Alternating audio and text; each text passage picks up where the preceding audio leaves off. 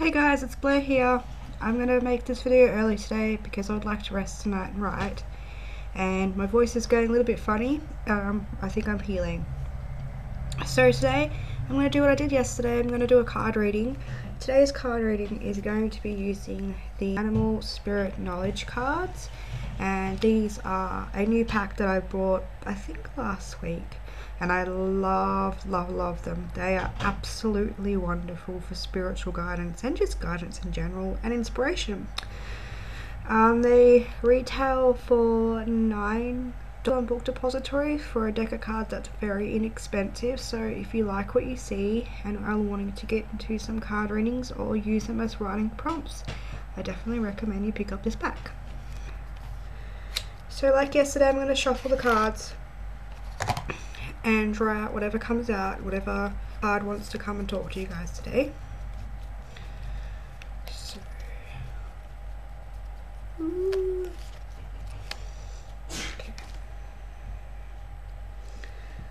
Today's card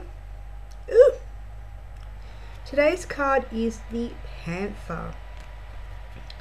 Now, the symbology behind the Panther, as said on the card, is magic, darkness, and death, and it gives you a little bit of information about the Panther and everything regarding its spiritual origin. And it says, like other large cats, the Panther represents ferocity and courage. So when we're talking about writing, how characters ferocious and courageous, those are kind of two opposite ends of the spectrum, I think, because depending on what you define ferocious as, that could be how is your villain, or what traits does your character have when they're angry, or what do they love to fight for, how are they courageous. So you can still have a courageous character at the beginning of your story. You could also even have a minor character that's courageous at the beginning of your story and falls to their early death. And so we have magic, darkness, and death. So how can you add elements of magic to your story, whether it's a realistic fiction, a crime novel, or a fantasy novel? So looking at different ways that you can do that. And again, there's different ways you can interpret magic as well. There's spells and all that kind of stuff. Or there's inner magic. There's, the messages of hope and love and sort of magical realism. So there's, little droplets of magic. It might be, spells or something like that that doesn't affect the whole world, but, we can cast spells and things like that. So it could be that kind of stuff. When we're talking about darkness, we could talk about the inner darkness. What's their shadow side? What are their fears? What are they not wanting to bring to the surface? Which is basically something that you really want to incorporate in your novel. You want to bring up their fears. You want them to face them head and heal through them, because this is what we do as humans. We bring up our fears and we can either repress them or we can work through them. So in your story, think about the journey of their fears and their shadow side. I think tomorrow what I'll do is actually show you a little exercise I did to work out all the fears of my character that my character had in my last novel that I was on, and how laying out all those fears and sort of counteracting them with something that he could get through and how he could get through those fears actually helped me develop a much stronger character, because he had duality in the character.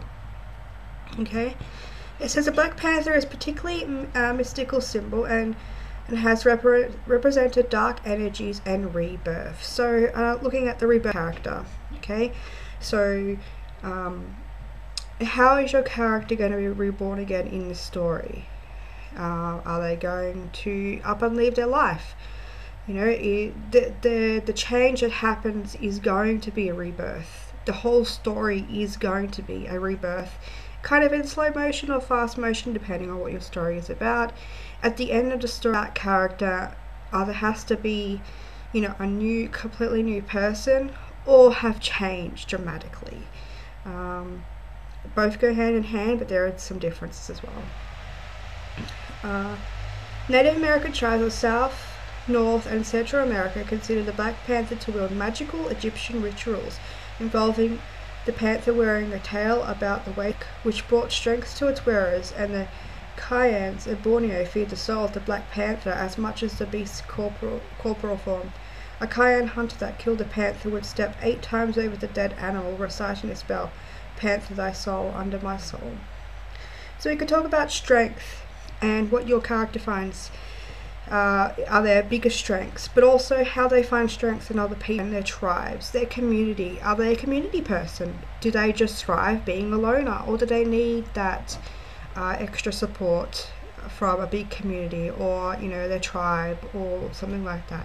Anything like that. We can talk about that during a novel, and I think it's really important when you're writing a novel too to have those characters in there, whether they're fleeting or whether they're really great supportive roles. Your character can't do this shit alone.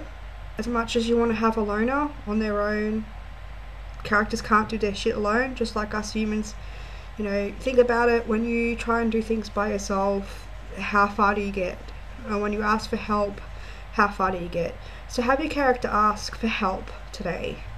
And I definitely recommend doing some brainstorming. And as well, when I was talking about rituals, what kind of rituals does your character have?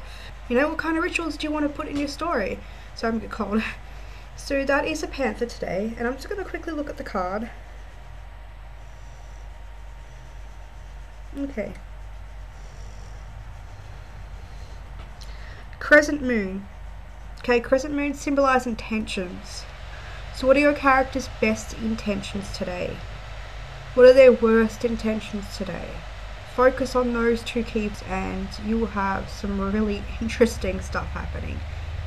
Also, what is their character's inner cave? Like, you could have a real cave, or you could have a internal symbological. Oh my god, my brain, sick brain. It could be a symbolic cave where they go in to meditate or just be themselves or relax.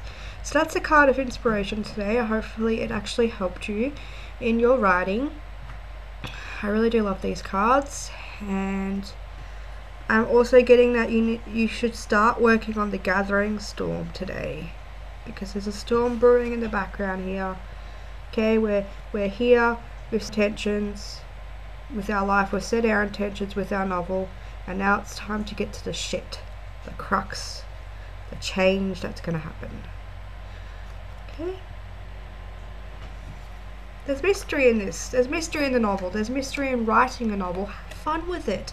Explore the dark side of your novel. I just love getting in touch with my characters and their dark sides, because it heals me too. I'm writing about these characters, but I'm also writing for myself. And whether you kind of think that unconsciously or consciously, we do. We heal through our writing. So healing through our characters, and yeah, it's a brilliant ride. I love writing about that kind of thing. Okay, so I'd like to bring up something else today too, which you can kind of interpret as a writing prompt or not. And we're talking about 4 factors here. I'm just going to check, because again, sick brain, I write everything down. So we're talking about today, am I hungry? Am I bored? Am I tired? Or am I lonely? These are some of the things that come up when you eat, when you're trying to express emotion. They do come up in writing as well. Now, I've read this book called The Writing Diet, Write Yourself the Right Size, and she mentions this about food and writing and all that kind of stuff. But I really think it applies to writing, because there are times in our life when we're hungry for writing. We just need it. It's like food for us. Sometimes we're lonely, and what do we get when we're lonely? We feel a need to connect, and you can do this with your characters as well. You can think about, what are they hungry for? Like food, okay? But what are they thirsting for? Which is a main pivotal point of your novel. What are they going after? What are they hungry for? What is each character hungry for? Because they're all going to be hungry for something different. How are they lonely? Because you can be with your best friend, and you can still be lonely. At the moment, I'm working on 2 characters that I've been working with, and I've realized that they are just They love each other so much, but they are still lonely individually. And it's about how they cope with that loneliness in times in novels as well. I think it's important as well. Am I tired? Yes, you're going to get tired when you're writing this novel. Yes, Nano is going to make you tired. Getting enough sleep is important, but looking at how your character is tired and what they do when they're tired. Do they snap? Are they able to keep calm in situations like that? What tires them out?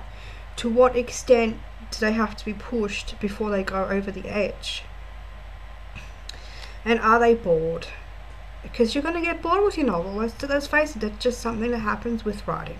One day you'll be having a great day, the next day you'll be stuck, maybe. There's other ways to get around that, like this video. And other days you're going to be bored shitless. You're going to be like, I wish I had have chosen a different story. This doesn't happen all the time. It might only be a fleeting moment where you're sitting at the computer going, I would so much rather be watching TV right now. I am so bored with how it's going. I just want to get to the good stuff. You know what? Get to the good stuff. I'm going to tell you right now, get to the good stuff and then come back to the boring shit, because maybe it's not the time. Maybe it's not the time to write that scene. Maybe it's time to write something else. As with life, if you're bored with something, you need to spice the shit up. Okay, so in your book, when you're a character bored, it's definitely a time to spice some shit up. Throw some, I don't know, hot tamale sauce in their face. I don't know, just spice it up a bit, because that is gonna like, holla. Yeah, I do this a lot. This is my inner critic. It's my friend. Hello YouTube. Sorry. Okay. So that is, I think I covered those 4 topics pretty quickly. Yeah, am I hungry, tired, bored, or lonely? And there's also thirsty too. I think that comes along with hungry. Where are they parched? Where are they being drawn really thin? Where are characters being stretched so far that they're just elastic bands ready to come back? And your characters are elastic bands. You will stretch them and stretch them and stretch them until you feel stretched. And then you just let go. Let go, guys. Let go off the go of your characters and just watch it come back together. Come back to a place where you feel like you're motivated. Motivation is the key to writing a novel. Okay. I think there is one more thing I wanted to talk to you guys about. I'm using my journal. This is an update. Yes, I have been using my journal. I used it yesterday and did my daily writing. I used it today. And look, I wrote things. Brilliant. Okay. I watched a video, and it's an angel reading video, which I love. I love her channel. Well, it's a kind of astrology reading. And she made these 3 to do in July, and I think they're really applicable for Nano. Okay, so 1, make a choice. Make a choice about which story you're writing and stick to it. Show up for yourself, because when you show up for yourself, that's when you attract other people that show up for themselves as well, and it in turn motivates and inspires you. You know what, when we have those kind of nanos where it's not talking to each other, or things are slow and life is like that, okay, it's a conscious effort as well.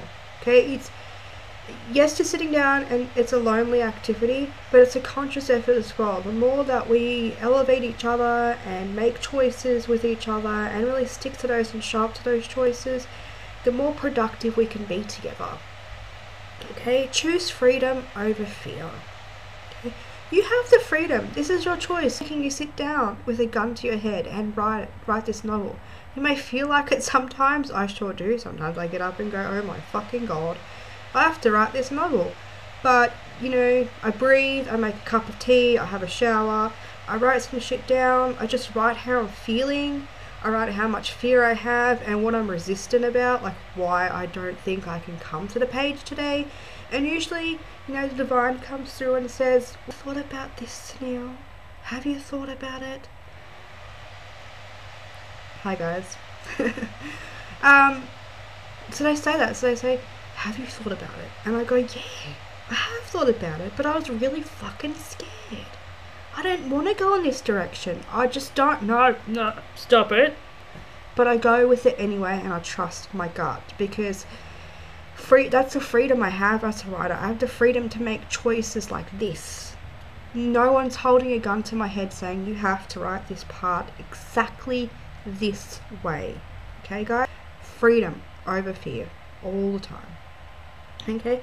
Share your journey publicly. Okay? I can epic fail at this sometimes. I totally just think, yep, I've got all the best intentions in the world, and then I think life gets in the way and life fucks me over. That's life. Okay? I've got a bit of a better motivation around, even when I'm sick. You know why? Because I want to show up for myself, and I want to show up for you guys, because of the consciousness and the awakening and the inspiration that I can give to you guys from my experience. And so sharing this publicly and sharing that, yes, I am sitting down every day, I may get 10 words done, I may get 10,000 words done. The point of Camp Nano is to reach 50k. It's not the that is important. It's the journey that you go on, because it's a journey that you're going to learn the most from. Destination is, at best, you have a completed first draft novel. Journey is you have all this information and knowledge and experience that you can take into the next novel or the next stage of your life and apply it everywhere else. So I hope that video helped you guys. I hope you can hear me.